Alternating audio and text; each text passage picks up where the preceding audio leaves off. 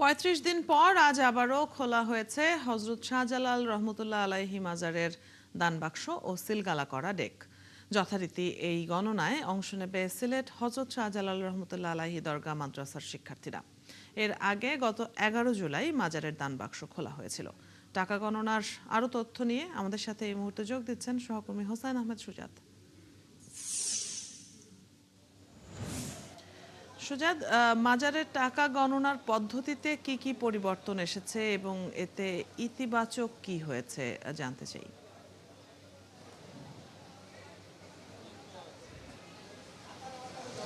দেখুন পদ্ধতি শুরুতেই যেটা নেওয়া হয়েছিল সেটাই আছে এবং এটাই সর্বোচ্চ এবং স্বচ্ছ পদ্ধতি বলে আমরা মনে করি এবং এখানে যারা সাধারণ মানুষ আছেন তারাও মনে করেন। এবং এই মুহূর্তে আপনাকে যদি আমি টাকা গণনার চিত্রটা একটু দেখাই, যে সকাল 10টার পর থেকে টাকা গণনা শুরু হয়েছে।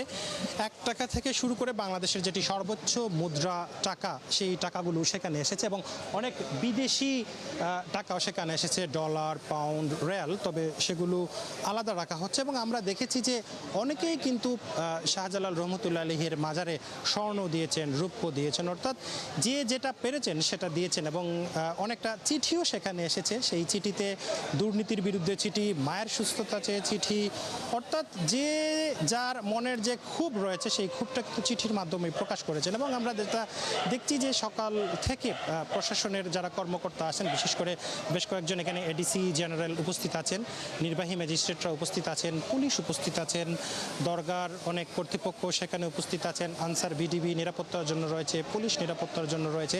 তাদের উপস্থিতিতেই কিন্তু টাকাগুলো সেখানে গণনা করা হচ্ছে। আমরা জেলা প্রশাসকের সাথে কথা বলেছিলাম, তিনি আমাদেরকে বলছেন যে এই টাকাগুলো গণনা শেষে জেলা প্রশাসন থেকে খোলা একটা বিশেষায়িত অ্যাকাউন্ট রয়েছে, সেখানে রাখা হবে এবং বিকেলের দিকে হয়তো বা টাকা গণনা শেষ হলে কত টাকা উঠেছে সেটা আমরা জানাতে পারবো। অদিতি।